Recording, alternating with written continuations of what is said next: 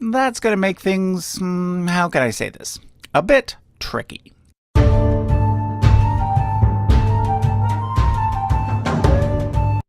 Hi, this is Matt Baker. I recently completed a series on this channel called Who Wrote the Bible, in which I explored the topic from a strictly historical point of view. This led to comments from many people asking me to do something similar for the Quran. So that's what I'm going to attempt to do in this video. However, keep in mind that the Bible and the Quran are two very different books, both from an academic perspective as well as from a theological perspective. So that's going to make things, how can I say this, a bit tricky.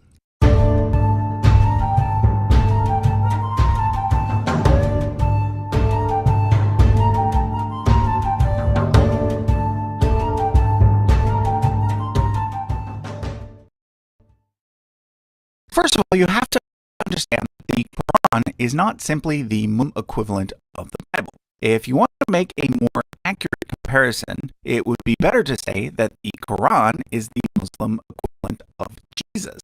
Here's what I mean by that.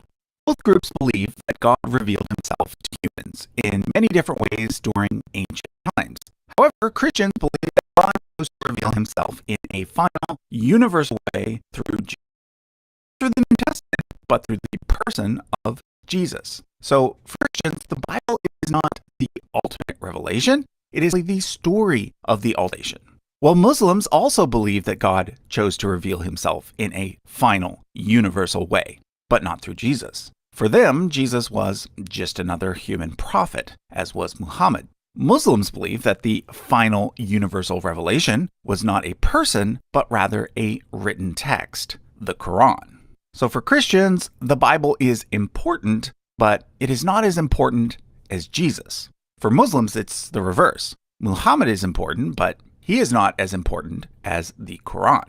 What about Jews then? Isn't the Torah the Jewish version of God's final universal revelation?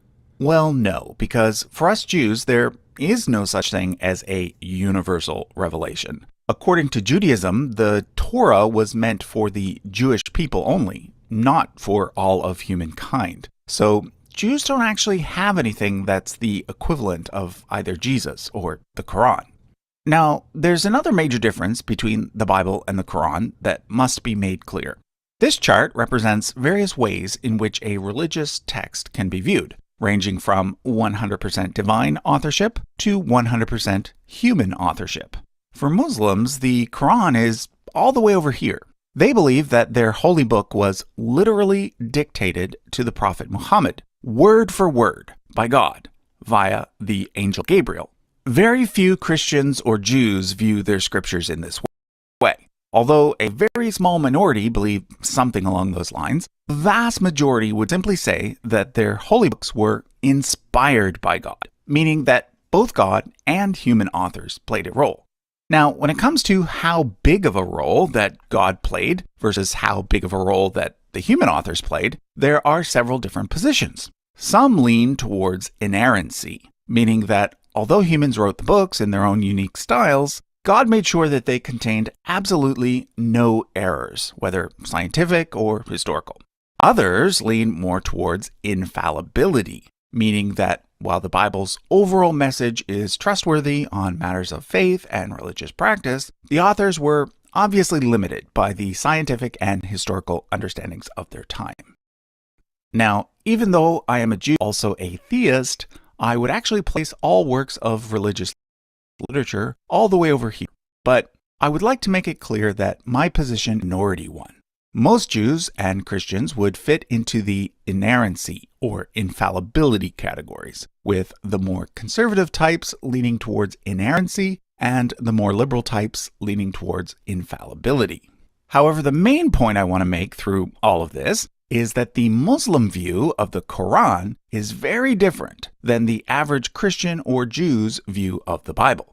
Therefore, if you're a Muslim, the answer to the question, who wrote the Quran, is pretty straightforward. Allah, aka God, wrote the Quran. Sure, Allah may have revealed it through the angel Gabriel to the Prophet Muhammad, but neither Gabriel nor Muhammad is its ultimate author. God is the ultimate ultimate author of the Quran and God alone. This is something that for Muslims must be taken on faith. So if that's what you believe, and if you're likely to be offended by hearing any alternative theories, you should stop watching this video now. However, if you're wondering how secular academics might answer the question, or how people from other religions might answer the question, feel free to keep watching. Okay, so the next thing to know is that unfortunately, very little research has been done on the Quran.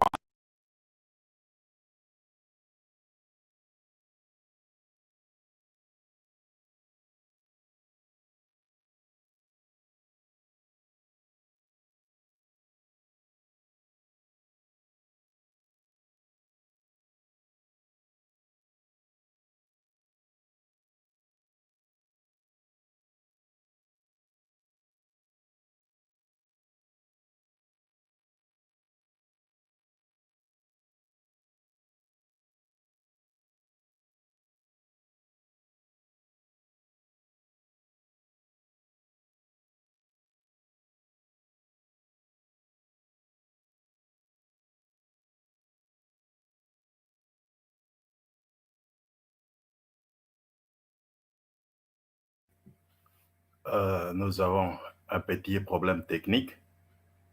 Nous sommes en train de résoudre ça. C'est un problème.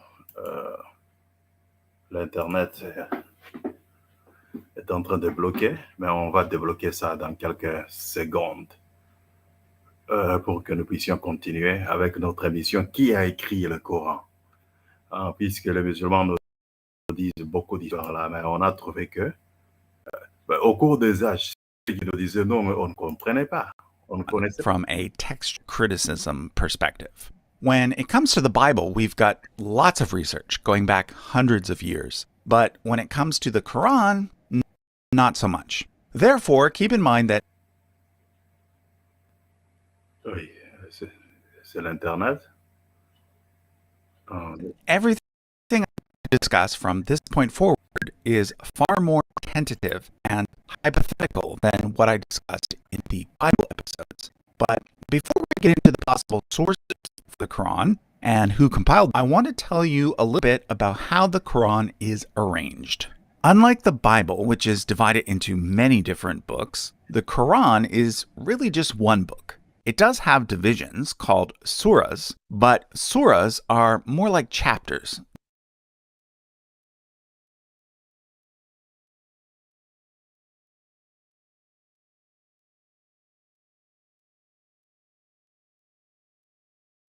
Not separate books. There are 114 of them in total, and they are arranged not thematically or chronologically, but simply by length. Aside from the very first surah, which is kind of a preface, the longest chapter is placed at the very beginning, and then it pretty much goes by size, with the shortest chapters coming at the end.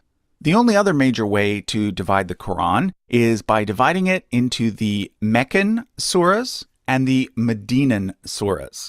According to tradition, Muhammad and his followers initially lived in Mecca, but then in the year 622 CE, they moved to Medina. So some surahs were revealed to him in the first location, whereas others were revealed in the second location. Most Islamic scholars tend to agree on which ones are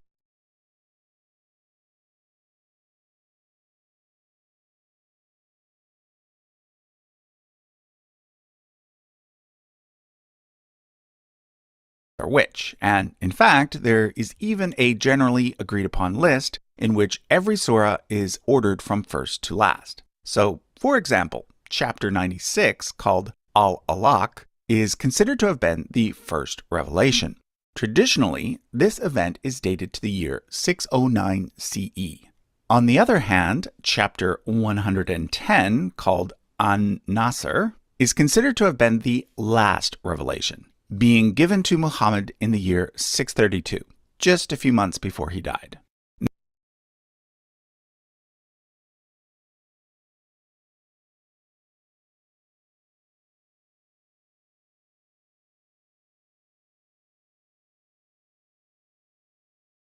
Now, according to tradition, Muhammad was illiterate, and therefore he shared his revelations orally only. His various companions either memorized them or wrote parts of them down. Therefore, by the time Muhammad died, there was not yet a complete written version of the Quran. Most Muslims believe that this occurred during the reign of the Caliph Uthman, approximately 20 years after the death of Muhammad. According to Sunni tradition, it was Uthman who created the first standardized version of the Quran, ordering all variant copies to be destroyed. Now, among secular historians, there is some disagreement on how best to understand these early years of Islam. Some secular historians basically accept the traditional narrative, except for the part about the revelations being from God. According to this view, Muhammad was the primary author of the Quran, regardless of whether he shared the content orally or in a written format. On the other hand, other secular historians question whether or not anything from the first 150 years of Islamic history can be trusted. They argue that everything we know about this period comes entirely from sources written much later, during the Islamic Golden Age, and therefore they see the stories about Islam's initial conquests as being more legendary in nature. According to this scenario, the Quran was probably a document that evolved more slowly, with several people having a hand in its production.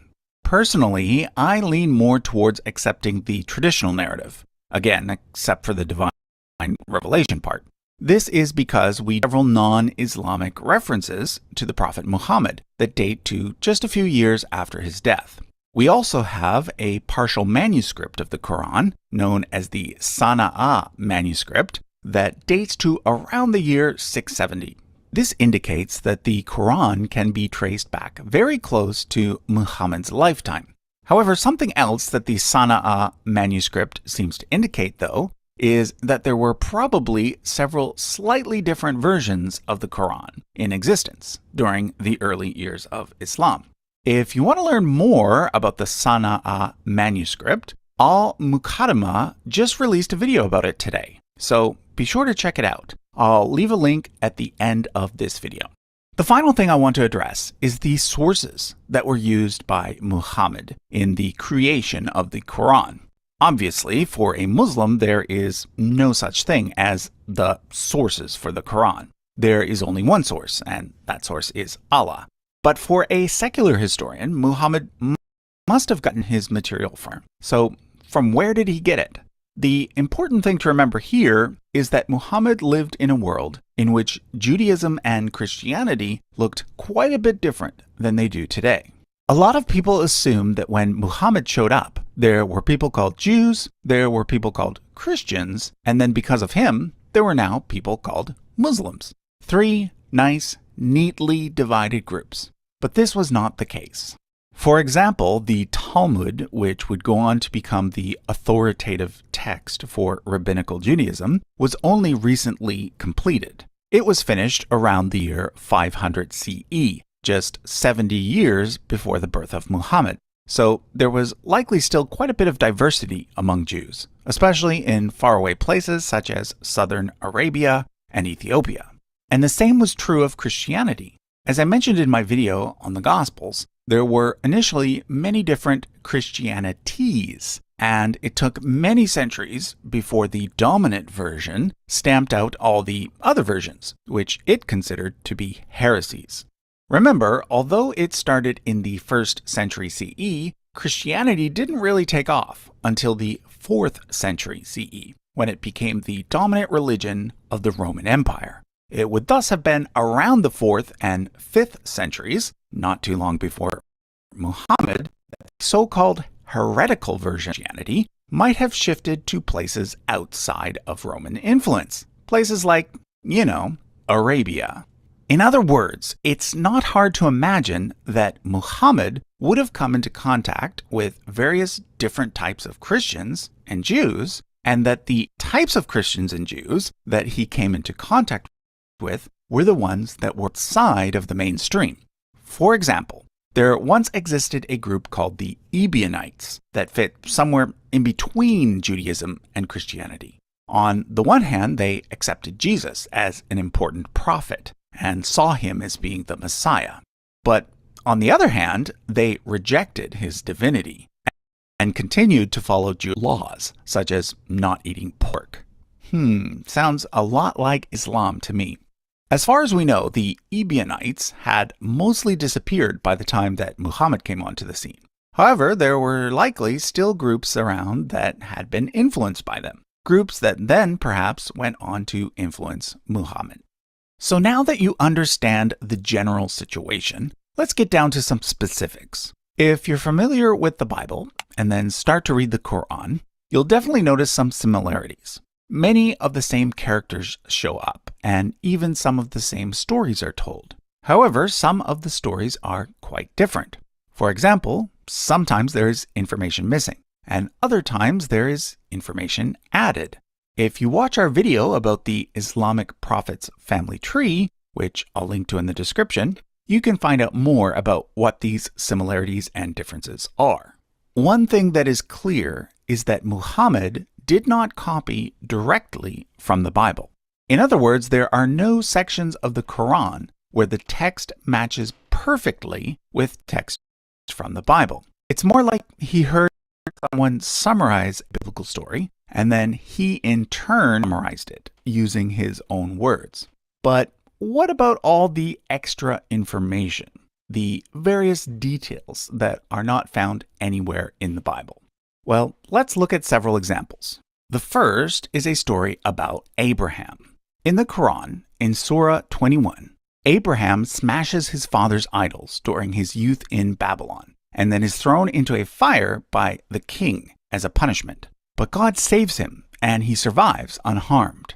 Now, although this story is not found in the Bible, it is in fact found in a text that predates the Quran.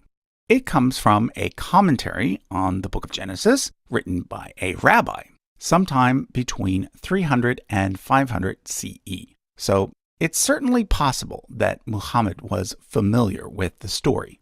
Another example is a story about Mary, the mother of Jesus.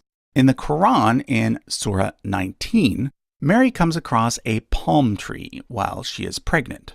In order to feed his mother, Jesus performs a miracle from within the womb, causing figs to fall from the tree when taken. Again, this story is not found in any of the 4 canonical Gospels. However, as I mentioned in my episode about the Gospels, there were actually many other Gospels, ones that did not make it into the New Testament. One of these is known as Pseudo-Matthew. In Pseudo-Matthew, a very similar story is told about Mary and the palm tree.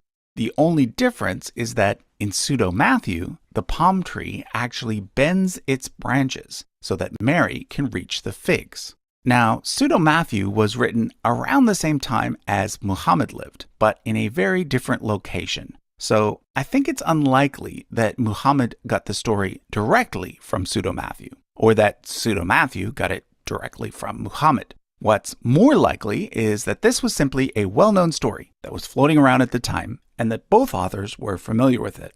My third example is the story of the sleepers in the cave. In the Quran, in Surah 18, it tells a story about some men who were being persecuted for their beliefs. They take refuge in a cave, where God causes them to go into a deep sleep, one that miraculously lasts over 300 years. They therefore end up escaping the persecution. This story is actually a well-known Christian legend that appears in multiple sources predating the Quran, the earliest one being that of the Syrian poet Jacob of Sirah. One more example. Later in the same Surah 18, the Quran mentions a man called Dhul Qarnayn, a phrase that literally means the two-horned one. According to the Quran, Dhul Qarnayn travels to the east to a mountainous region where a group of people are being persecuted by 2 evil nations known as Gog and Magog.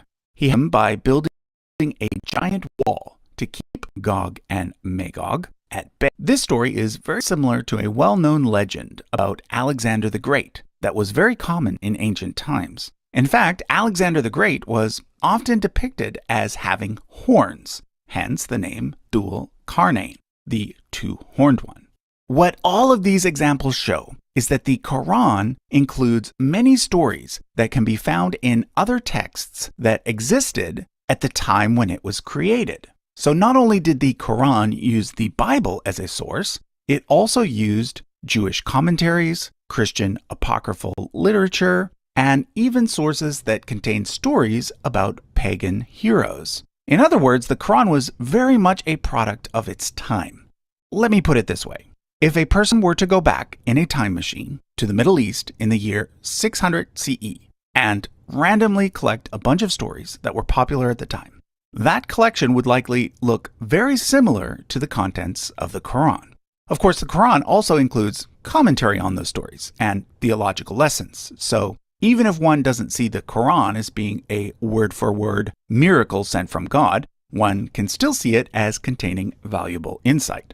Now, of course, one could argue that the reason why the Quran contains many stories that can be found in other literature of the time is that the Quran is in fact an accurate account of events, authored by the creator of the universe. Taken on faith, this is indeed a valid position. However, taken strictly on the principles of the historical method, it is not. There is a clear textual history that demonstrates how the various biblical stories developed over time. However, according to Muslims, the Bible is simply a corrupt version of several now lost texts, such as the Torah, the Zabur, and the Injil. If this were true, one would expect to find some sort of textual evidence for these older works. But as of yet, no such evidence has ever been found. Finally, I want to mention a hypothesis about the Quran that is very much just a hypothesis, meaning that it is definitely not the mainstream position, even among secular scholars. It is the one found in the 2000 book, The Syro-Aramaic Reading of the Quran, by Christoph Luxemburg. In this book, Luxemburg uses linguistic arguments to claim that the Quran was heavily influenced by the Syriac language, a language that was spoken in Syria and much of the Middle East during the time of Muhammad. In particular, Syriac was used by early Christians, and therefore Luxemburg argues that certain sections of the Quran might be directly based on Syriac liturgies. Now, it might seem odd to claim that the most famous book written in Arabic is actually heavily based on a totally different language, in this case, Syriac. However, keep in mind that the Arabic of the Quran is in fact quite mysterious in parts. Because Arabic doesn't have vowels, there is always some room for debate on how to translate certain words. But again, let me remind you that this last hypothesis has yet to gain very much traction. Okay, so that was a look at the question, who wrote the Quran? And I'm happy to announce that I've decided to extend this series for at least one more episode. I've had several requests for a video on who wrote the Book of Mormon, so I've decided to tackle that subject sometime soon as well. For now, I encourage you to check out Al-Muqaddima's video on the Sana'a manuscript. You can click the link on screen now or find it in the description. Thanks for watching.